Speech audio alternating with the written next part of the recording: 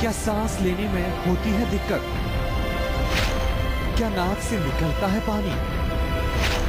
क्या आंखों में होती है जलन? क्या बार बार आती है चीखें? क्या पेट में रहता है दर्द? क्या स्किन में होती है खुजली? कहीं आप एलर्जी से परेशान तो नहीं? आपने देखा होगा एलर्जी पकड़ में आ जाए तो ठीक है, नहीं पकड़ में आए तो खतरनाक बीमारी।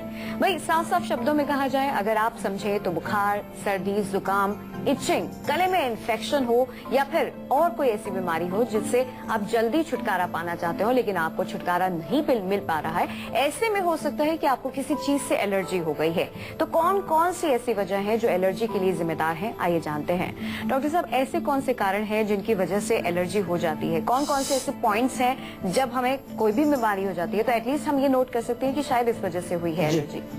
देखिए, एलर्जी सबसे पहले तो समझ लें कि एलर्जी एक बहुत बड़ा टर्म है, बहुत सारी चीजें इसमें आ जाती हैं। कई बार आप भी डॉक्टर के पास जाते हैं, कुछ समझ नहीं आता, डॉक्टर कहता है आपको एलर्जी हो गई है। एलर्जी है क्या चीज होती है, वास्तव में क्या हो रहा है कि जब किसी बाहरी तत्व के संपर्क में हमारा शरीर आता है, कोई भी फॉरेन बॉडी हमारे शरीर के टच में आती है और उसके टच में आने से हमारे शरीर में किसी प्रकार का एक विशेष रिएक्शन हो जाता है।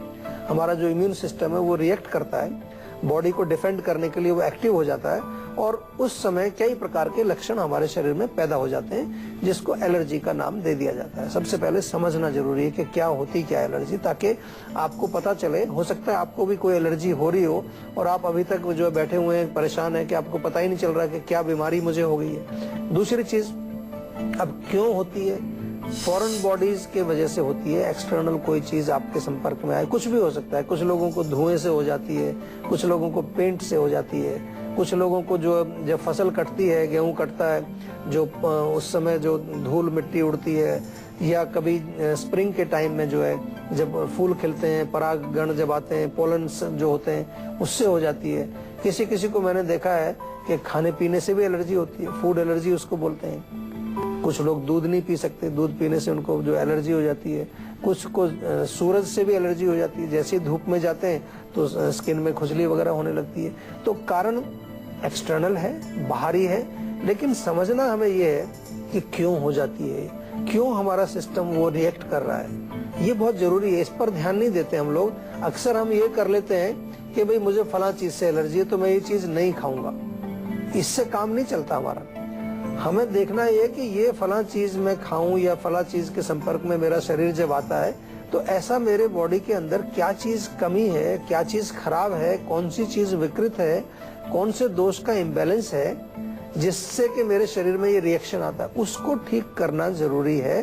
केवल उस चीज से आप बचाव रखें या उस चीज को छोड़ दें, वो उसका इलाज नहीं है, जो कि आम तौर पर लोग करते हैं। लेकिन अभी थोड़ा सुनते रहिए आप, इस शो में हम आपको बताएंगे और भी डिटेल में बताएंगे कि क्या क्या आपको करना चाहिए और किस प्रकार से आप इस रोग से जो है छुटकारा पा सकते हैं। एलर्जी से आप बिल्कुल छुटकारा पा सकते हैं, लेकिन थोड़ा सा आपको सीरियसली उसमें लगना पड़ेगा। फरीदाबाद से राहुल जुड़ गए हैं, स्वागत है आपका। आप सवाल करें। जी मैम, मैं ये जानना चाहता हूँ, मेरे आंखों में एकदम दर्द सा होता है, आंखों में एकदम, और कभी कभी जब आंखें मसलता हूँ तो लाल सी हो जाती है। देखिए, आंखों में दर्द होना और आंखें मसलने से लाल होना तो पित्त का संकेत है कि आपकी आंखों में पित्त का संचय है, यानी कि आंख के अंदर गर्मी हो गई है। आम भाषा में समझने की कोशिश करें तो गुलाब जल डालिए, उसमें रेगुलर बेसिस पर गुलाब जल सुबह शाम दोनों टाइम डालिए। सुबह जब सो के उठते हैं तब थोड़ा आंखों में छींटे लगाइए पानी के, और दिन भर में जहां पर भी आप काम करते हैं, जैसे भी स्थिति में है, कहीं पर साफ स्वच्छ पानी जब भी आपको मिले तो उसमें भी आंखों में छींटे आपको मारने चाहिए, उससे रिलीफ मिलेगा। खाने पीने में पित्त वाली चीजें नहीं खानी है, बहुत ज्यादा गर्म चीजों का सेवन बिल्कुल नहीं करिए। हीट बॉडी में नहीं बढ़ानी है क्योंकि ऑलरेडी आपकी आंखों में हीट काफी बढ़ी हुई है। आज हम बात कर रहे हैं एलर्जी की। आइए डॉक्टर साहब से ये जानते हैं, क्या किसी भी उम्र में एलर्जी हो सकती है या फिर कोई पर्टिकुलर एज है जब एलर्जी होती है, और ये भी जानते हैं कि क्या ये हेरिडिटरी है। डॉक्टर साहब, एलर्जी की कोई एज होती है, किसी खास एज ग्रुप को ही एलर्जी इफेक्ट करती है या फिर किसी उम्र में भी हो सकती है? आमतौर पर बचपन से शुरू हो जाती है लोगों को, पर किसी भी उम्र में हो जाती है। बच्चों में आमतौर पर ये नाक वाक की एलर्जी कई बार देखने को मिलती है, लेकिन it can happen in any as. और इसका जो है हेरिडिटरी का जो आपने प्रश्न पूछा दूसरा, वो मैं बता देना चाहूँ कि हो सकता है कि अगर पेरेंट्स कमजोर हैं पेरेंट्स में कोई एलर्जी है तो बच्चे में भी आ सकती है। लेकिन बड़ी इंटरेस्टिंग बात यह है कि जरूरी नहीं है कि वो हर बच्चे में आएगी। हमारे यहाँ पर आयुर्वेद में एक बड़ा अच्छा कॉन्सेप्ट है कि जो हमारा शरीर है उसका निर्माण जब होता है, जब गर्भ धारण माता करती है, इवन बिफोर कंसेप्शन जो है, दोनों पार्टनर्स को किस प्रकार से तैयारी करनी चाहिए, किस प्रकार से शरीर की शुद्धि करनी चाहिए। जीवा में हमने एक प्रोग्राम बनाया है, उसको कहते हैं जीवा आयुर्वेदी प्रोग्राम। बहुत लोग इसका प्रयोग करते हैं, पूरे विश्व भर से लोग हमारे पास इसके बारे में संपर्क करते हैं कि किस प्रकार से दोनों पार्टनर्स कंसेप्शन से 3 महीने पहले हमारे संपर्क में आते हैं। फिर हम उनको समझाते हैं कि भाई क्या खाना है, कैसे खाना है, कौन कौन सी आपको जो है रसायन औषधियां लेनी है। प्रेगनेंसी के दौरान जो माता होती है उसको क्या खाना चाहिए, पहले महीने, दूसरे महीने, पूरा 9 महीने का रेजिमेन है। और फिर उसके बाद पोस्ट नेटल केयर। ये काम अगर हम अच्छी तरह से करें तो बच्चे में शक्ति रहती है, इम्यूनिटी उसकी स्ट्रांग रहती है, हर तरह से उसके शरीर में किसी प्रकार के विकार नहीं आते हैं। न केवल शरीर की बात करें, मानसिक लेवल पर उसके अच्छे संस्कार वहीं से शुरू हो जाते हैं बच्चे के। तो इस पर जरा गौर करना चाहिए, नहीं तो फिर आजकल तो बहुत सारी बीमारियों को हम कह देते हैं कि भाई जेनेटिक है, पेरेंट्स में है तो बच्चे में भी आएगी। लेकिन अगर हम सही प्रकार से बच्चों का जो है देख रेख करें और गर्भ के दौरान खास तौर से अगर हम महिला को अच्छी तरह से पोषण दें तो इस चीज से हम बच सकते हैं। आइए अब डॉक्टर साहब से ये जानने की कोशिश करते हैं कि ऐसे कौन कौन से कारण हैं जिनकी वजह से एलर्जी हो जाती है, और अगर हमें ये पता चल जाए तो हम इससे जाहिर तौर पर बच सकते हैं। डॉक्टर साहब, कौन कौन सी ऐसी खास चीजें हैं या फिर कारण हैं जिनसे अगर हम खुद को बचाएं तो एलर्जी से हम अपने आप को बचा सकते हैं? देखिए, पहली चीज तो है कि जो एलर्जन जिनको हम कहते हैं, जिससे एलर्जी होती है, ऐसे तो बहुत सारी चीजें, धूल है, मिट्टी है, किसी को कैट्स एंड डॉग से हो जाती है, बिल्ली या कुत्ता कोई अगर उसको टच में आ जाए उसको छींकें आती है, बादाम से हो जाती है, किसी को मूंगफली से हो जाती है, किसी को जो है दूध से हो जाती है, किसी को किसी गेहूं से आजकल एलर्जी हो रही है। मैंने देखा बच्चों को, छोटे बच्चों को भी हो रही है। सीलियक डिजीज उसको बोलते हैं कि भाई गेहूं अगर वो खाता है तो उसको प्रॉब्लम हो जाती है। तो कारण तो इस तरह से देखें तो बहुत सारे कारण इसमें हैं। और अगर थोड़ा सा और गहराई में आयुर्वेदिक भाषा में हम बात करें तो हम दोषों की बात करते हैं, तो मुख्य रूप से 2 दोष इसमें इन्वॉल्व ज्यादा होते हैं, एक पित्त और एक कफ। उसमें भी पित्त की वृद्धि मैंने देखा है ज्यादा, जब रिएक्शन या एकदम स्टिमुलेशन होता है बॉडी के अंदर, ये एलर्जी होती है तो आपने देखा होगा आमतौर पर खुजली होगी, नाक में खुजली, आंख में खुजली, शरीर में खुजली। तो वो खुजली का लक्षण जो है वो पित्त का है। या कभी ब्लॉकेज हो जाए, कहीं पर कफ जम गया है, नाक बंद हो गया, गला बंद हो गया, सांस नहीं आ रहा है, तो वो आपका कफ का। तो पित्त और कफ 2 मुख्य इसमें कारण है। थोड़ा सा और गहराई में जाए तो हमारे अंदर जो ओजस होता है, जिसको हम क्या बोलते हैं, इम्यूनिटी पावर बोल देते हैं आम भाषा में, ओज का अगर कमी होगी, ओजक क्षय होगा, ओज आपका शरीर में वीक होगा, तो वो भी एक इसमें कारण माना जाता है। चलिए डॉक्टर साहब से ये जानते हैं कि कोई इंसान अगर किसी भी एलर्जी से परेशान है तो वो कौन कौन से ऐसे लक्षण हैं जिसे पहचानने के बाद ये पता चल सके कि आपको आखिरकार कौन सी बीमारी हुई है या फिर किस तरह की एलर्जी हुई है। डॉक्टर साहब, सिम्टम्स क्या है? डेफिनेटली अलग अलग तरह की एलर्जी के अलग अलग सिम्टम्स होंगे, तो वो क्या है? देखिए, अगर नाक नेजल एलर्जी या ब्रोंकियल एलर्जी आपको है तो नाक में छींकें आना, नाक से पानी आना, नाक में खुजली होना, आंख में जलन होना, आपने देखा होगा कई बारी। फिर वो गले में अगर आ जाए तो गले में खराश होगी, गले में खुजली होगी, लंग्स में चली जाएगी तो आपको सांस की प्रॉब्लम होगी। ये तो पूरा रेस्पिरेटरी ट्रैक्ट में अगर एलर्जी है तो उसके लक्षण है। अगर आपको फूड एलर्जी किसी चीज से है तो जब वो फूड आप खाएंगे पर्टिकुलर, तो क्या होगा, पेट में आपको दर्द हो सकता है, लूज मोशंस हो सकते हैं, आपको पेट में कुछ पचेगा नहीं, आपका वजन जो है कम होने लगेगा, या आपको किसी प्रकार की और आंतों संबंधित कोई इन्फ्लेमेशन वहां पर हो जाएगा आपको। तीसरी जो है, अगर स्किन से संबंधित आपको कोई एलर्जी है, कोई चीज आपके स्किन के जब संपर्क में आती है तो वहाँ खुजली होगी, जलन होगी, दाने निकल आते हैं, रैशेज निकल आते हैं। तो इस प्रकार से लक्षण जो है अगर आपको देखने में आते हैं तो थोड़ा सा डॉक्टर से संपर्क जरूर करिए।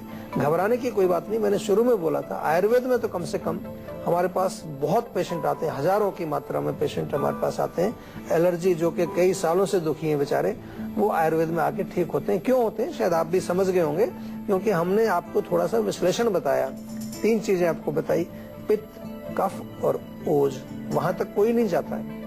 आमतौर पर आपको एक गोली दे दी जाती है कि भाई एंटी एलर्जिक गोली ये खा लीजिए, उसको खाते रहते हैं लोग, रोज खाते हैं उसको, लेकिन हम जड़ पर जाने की कोशिश नहीं करते, समझने की कोशिश नहीं करते। तो आज थोड़ा सा हमने समझाया, एक विषय हमने इसीलिए लिया है ताकि आपको अगर एलर्जी है तो आप केवल आयुर्वेद में आ जाइए। अब बहुत दिन आपने गोली खा ली, अब कहीं जाने की जरूरत नहीं, नंबर घुमाइए, डॉक्टर से बात करिए, अपना इलाज शुरू कर दीजिए। तो देखा कितना आसान है ये। सिम्टम्स देखकर आप पहचान सकते हैं कि आपको किस तरह की एलर्जी है, और डॉक्टर साहब ने ये भी बता दिया है कि आप कैसे अपने आप को उससे प्रोटेक्ट कर सकते हैं अगर आपको कारण पता चल जाए।